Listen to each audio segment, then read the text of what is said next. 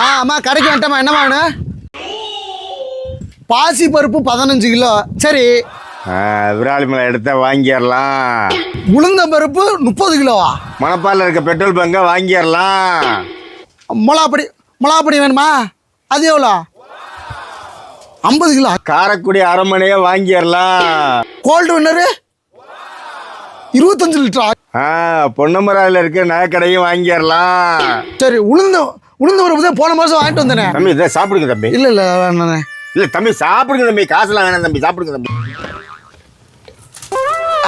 அரிசி 2 சிப்பம்மா. சரிம்மா. எங்கே வாங்கின? எத்த கடையில?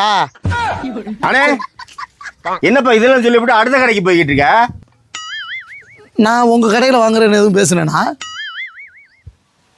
நான் பாட்டில் ஃபோனில் பேசிக்கிட்டு இருக்கேன். நீ வந்து என்ன இது பண்ணிக்கிட்டு இருக்க? கூலிச்சு காசை கொடு தம்பி. என்ன சொன்னீங்க? காசுலாம் வேணாம் தம்பி, சாப்பிடுங்க தம்பி. நான் உங்ககிட்ட கேட்டேனா?